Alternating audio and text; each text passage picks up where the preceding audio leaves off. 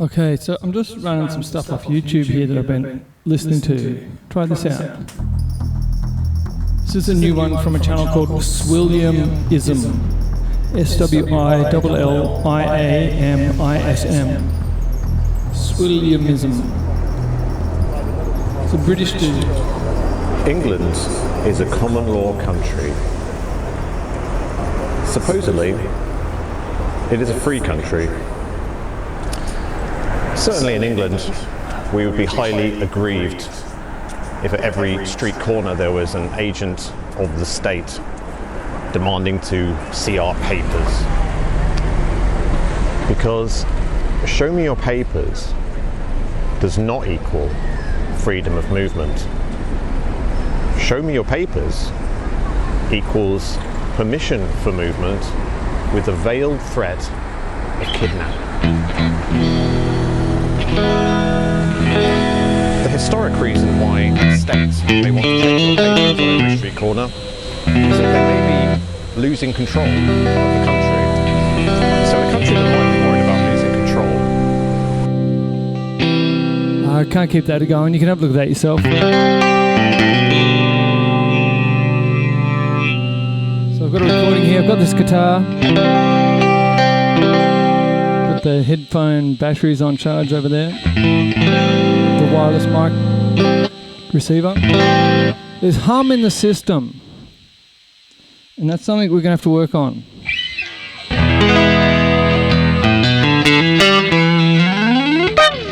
My pedal board is absolute chaos. It's cables going everywhere, and it all needs to be cleaned up. I've got to work out how I want it to have it, how I want to have it before I finalise what I'm doing with it.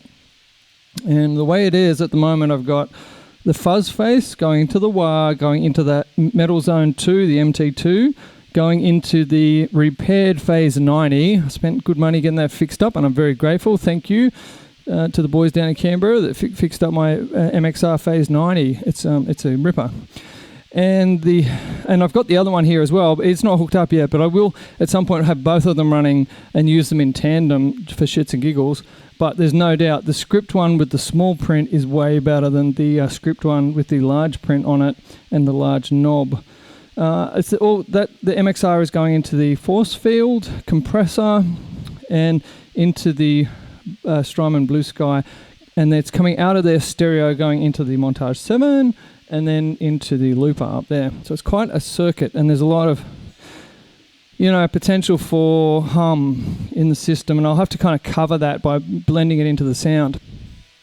And I was listening to Dave Gilmour from Pink Floyd, and he was saying he runs the compressor before the fuzz, and that way he can punch harder into the fuzz by turning the compressor on. So I'm going to have to try that, see what effect that has, because definitely the gain staging affects everything.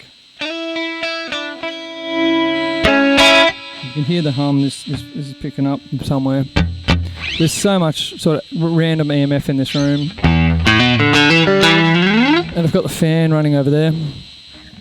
So have a listen to each of the pedals. I'll put the fuzz and then the metal zone. I'll start with the compressor. I'll turn the compressor off and then on.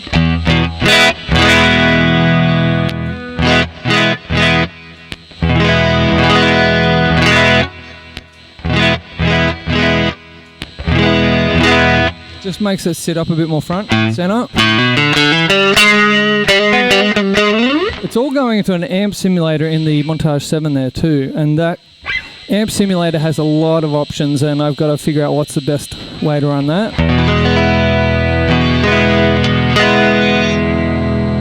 I can also have input effects up on the Boss, but that's usually I have compression, delay and reverb on the 3 inputs of that. There's 4 inputs, 4 effects, I'm only using 3. That's how crazy it all gets. Okay, so the fuzz.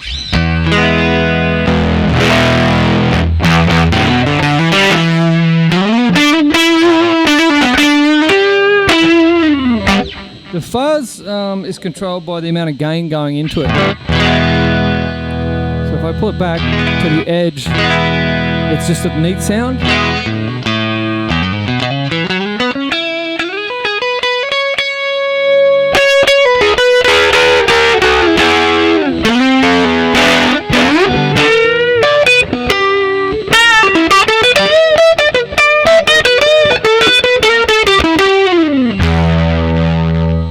At no point do I think of myself as being a great guitar player. I'm just having fun. Okay, I got the wah pedal next. Turn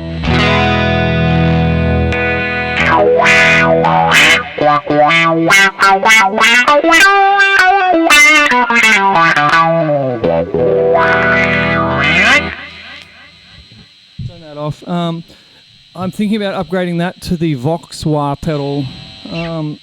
I really haven't found... That's a Crybaby wah, and that's the one I've always used, but I really don't know. I'm not in love with it. The Metal Zone MT2 by Boss.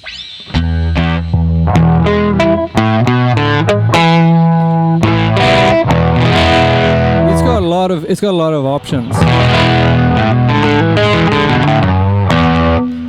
Yeah.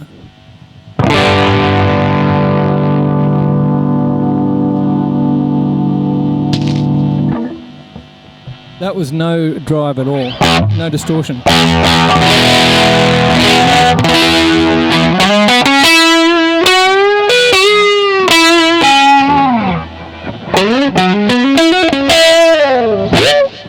I'm finding with this guitar, the pickup selector and the tone knobs have a radical effect. This can really take a lot of the top end out and make it a lot warmer, depending on which pickup I'm using and the combinations. It'll take time to find the best combinations.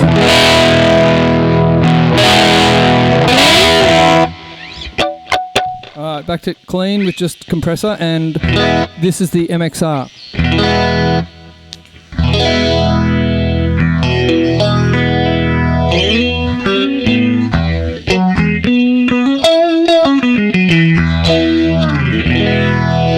It's just creamy.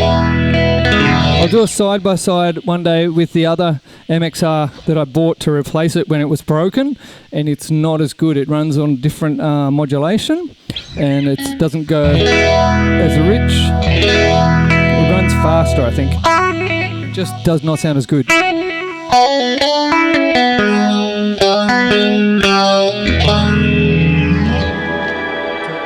That's the Strymon on the end of it.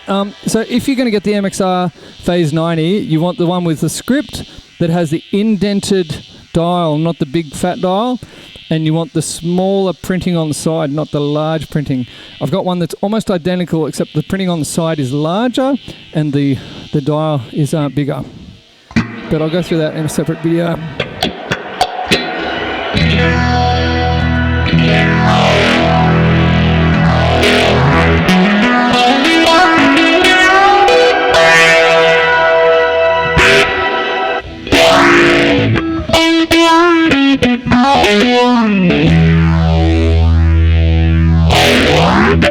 I've also got a chorus effect on in there I had forgot about. You can see I can control the fuzz by just rolling the volume just the tiniest bit.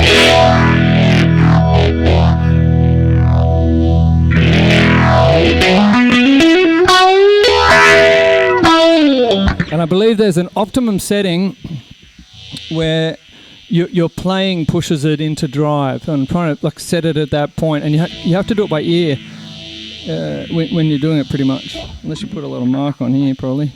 And you have to be going first into that. If I was to put the force field compressor before that by TC Electronic, they'd change the whole gain staging of that input because it would have a rectifier circuit in it.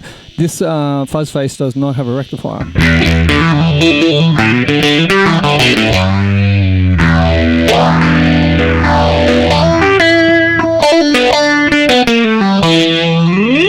Some people use an EQ pedal before the fuzz face just to get the rectifier circuit.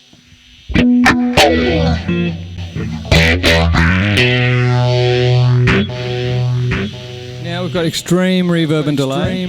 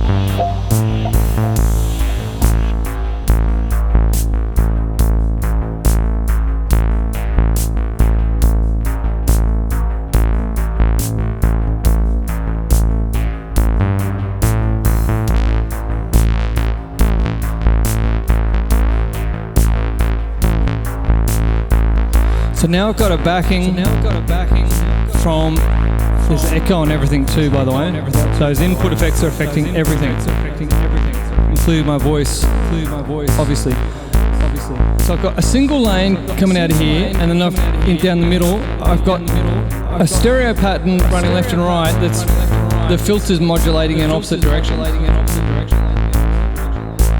And then I've got the Moog Sub 37 over there. Bring this up the front. So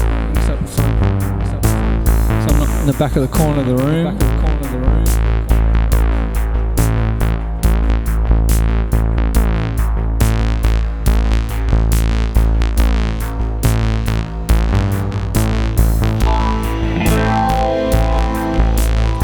A minor, standard tuning.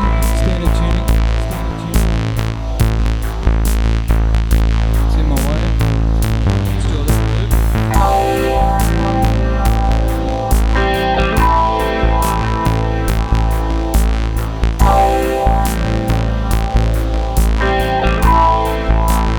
Little 2-bar loop there. Everything else I loop will be relative to those 2 bars. That won't have all this other stuff in it, so I can cut all that out. And you've got just that noisy guitar loop. And then I can fade everything back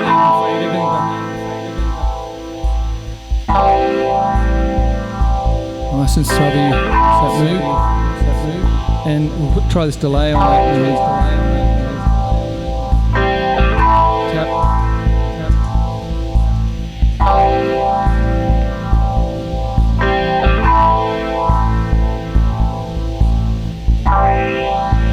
Filter down that guitar, it'll take some of that hiss out. I should have set up the monotron with the microphone with the microgranny there. And do the same thing of filtering down this, and then opening the filter.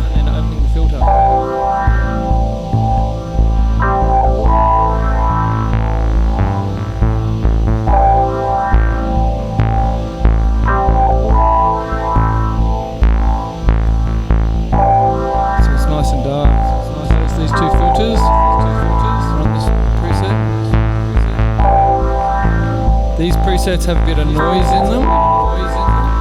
There's also some there's noise modulation going to the filter of the first oscillator here. This one here. Which kind of like fucks it up. And I need to work on filter frequency modulation.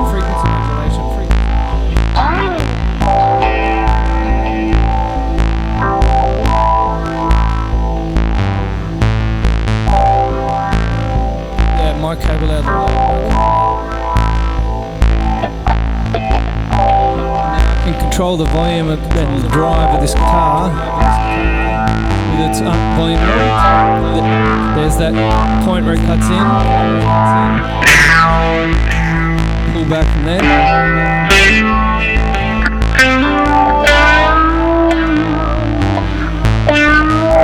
And I put the whammy bar on. So I can do a bit of whammy barring. And have a look at how much that affects the tuning.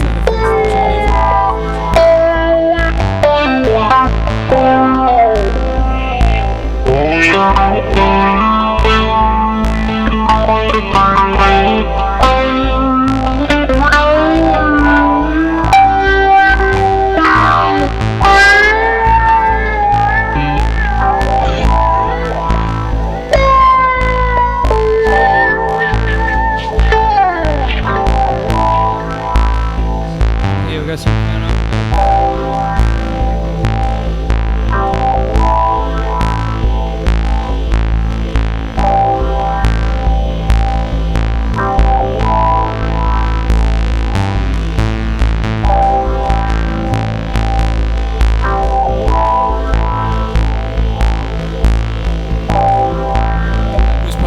Than I was expecting. Piano for like melody.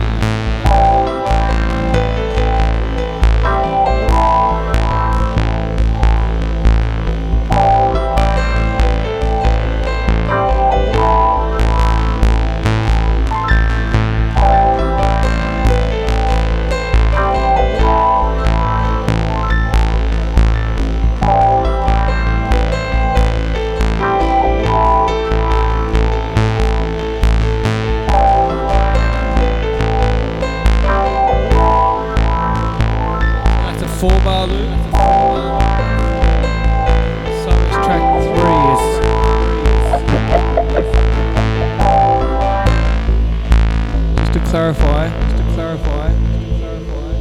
it's track 3 there. It's this pad sound, and it's got guitar humming. Because the guitar was open while I was looping that, so I should have silenced that. One trick, I'll put the filter over it.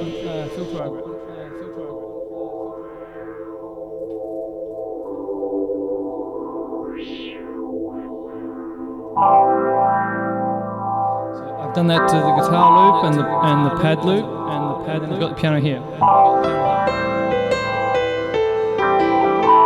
And that's just nice and pretty. Can drop back my bass. Bring this one in.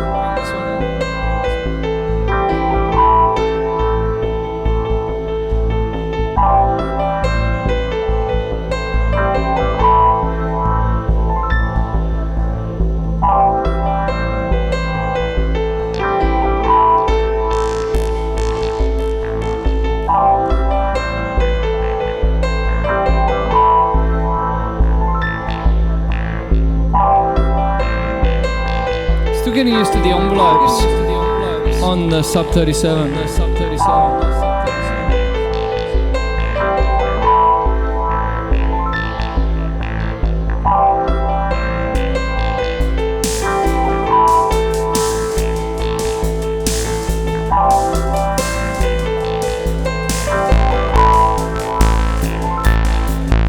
now I can guitar solo.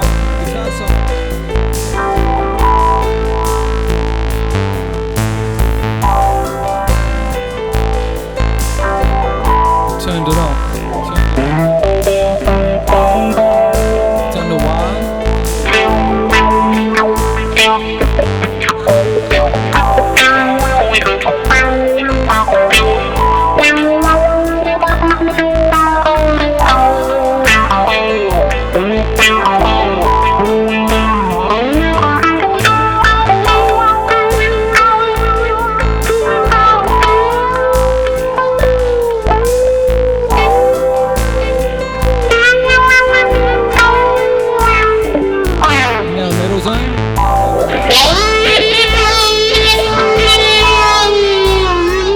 Whammy bend.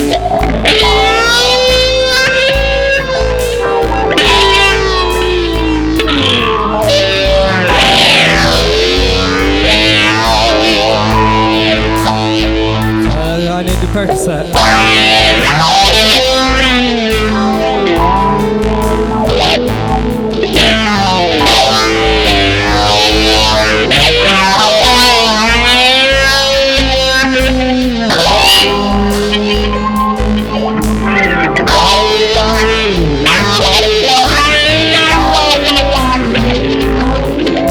Stretch and whammy down at the same time.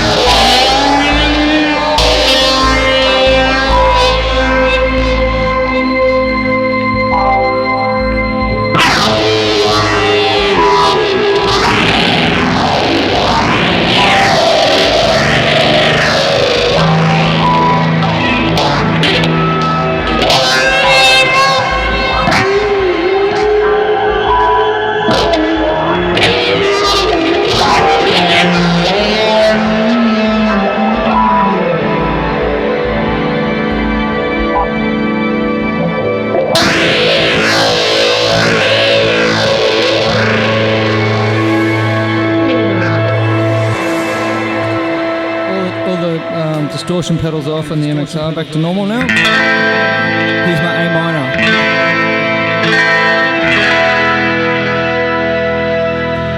That reverb. That's actually not bad. That's actually not bad. The hum is crazy, but you expect that from Strats, and especially in a room like this. We are going to work on tone all year. It's going to be an interesting journey. Okay, you can see this. So the E has gone up. The A is a little higher than normal. I'm going to put this so you can see it.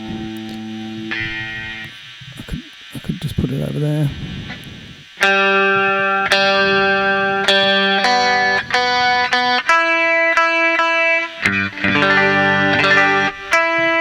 So the E, it's interesting with the whammy.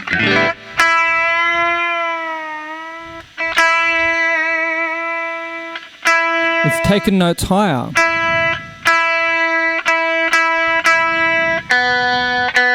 The B's okay. The G's okay. The D's okay. The A is high.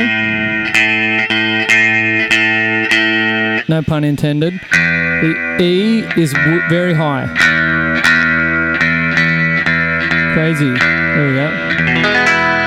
So using the whammy bar makes notes go higher, which makes me think I might be able to stretch them back into position just by stretching the strings.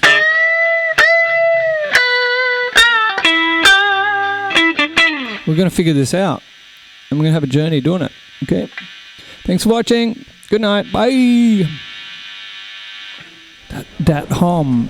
Thousands of body cameras streaming live to the cloud of Axon.